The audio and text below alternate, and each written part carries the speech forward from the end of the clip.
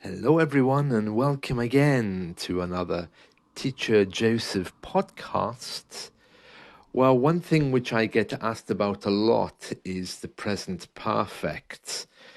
Usually during lessons, when I ask people what's the difference between I washed the car and I have washed the car, there's a kind of a silence, and people say, well, you know, I washed the car means it's finished. I have washed the car, it's still going. And I'm saying, no, really, no, that's not the difference, and that's incorrect. Both actions are finished, so why do we need two different ones? And then there's usually another silence, and the person looks at me and says, oh, I don't know. I don't know. So in this podcast, I want to explain why we have the present perfect. It's actually very simple. So let me explain. So the best way to think of the past tense, I washed the car, is think of it like a big library, a big archive. And imagine that archive has time and date, okay, about events that happened. There's no emotion to them. They're just tagged with a time and date. And even if the sentence doesn't contain the time and date, it's still in the archive. I washed the car. We're not saying when we washed it, but it's washed. There was a moment in time, so it has a time and date. It was washed. That's it. That's the past tense. The present perfect, on the other hand, is outside of time. It's about the action of doing. So, the question about the past tense, just before we move on to the present perfect, what did you do at 3 o'clock on Friday?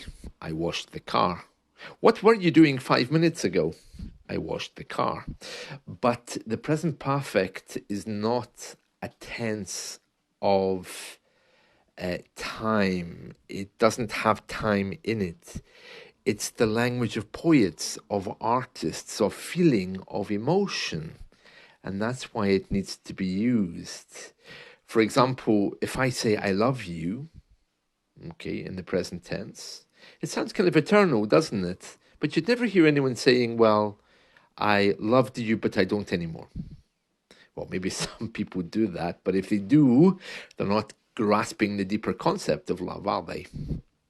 Which is eternal and going on and on and on forever and ever.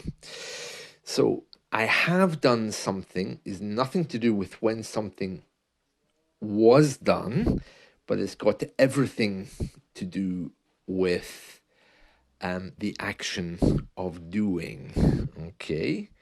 So in the case of washing the car, I have washed the car is saying, well, it's answering the question, what have you been doing? Which is timeless.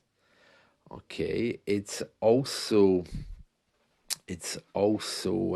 outside of time, because the question, what have you been doing, has got nothing to do with time. It's asking about action. Imagine you go up with your friends one day. You all go to this lovely coffee shop and you have delicious pastries and donuts and everything. And while you're sitting there, your friend says, oh, how have you been? And you say, well, on Monday I walked the dogs. On Tuesday I won the best award at work. On Wednesday I went to the park. On Thursday I finished my project. You would know there's something wrong there, because you're giving a list of achievements, of times of those achievements.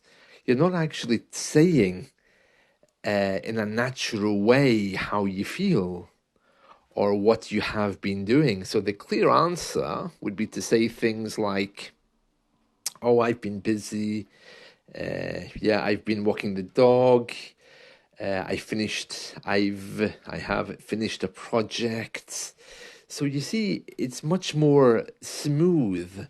Let me give you another example of that, okay? So imagine you're sick. The next day, you go back to work, and your boss says, where were you yesterday?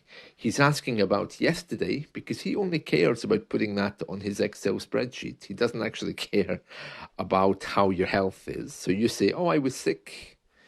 And he says, oh, okay. And he goes to his Excel spreadsheet, puts an X in the box to show you were sick, and everything's fine.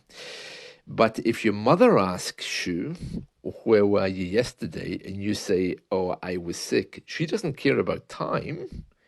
She's going to ask all kinds of questions outside of time to find out exactly how you are.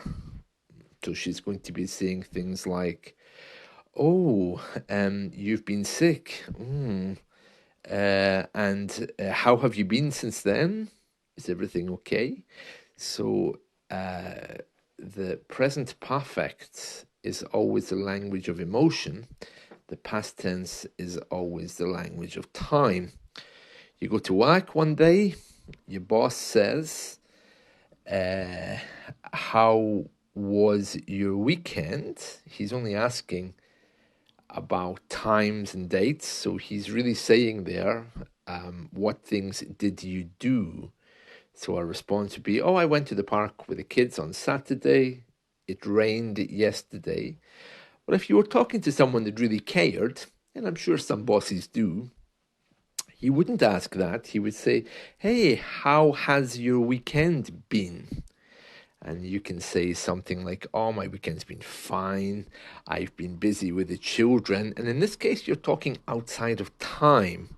And when you talk outside of time, it's a much deeper kind of response. It's much more personal because he's asking about the actions that you've been doing because he cares.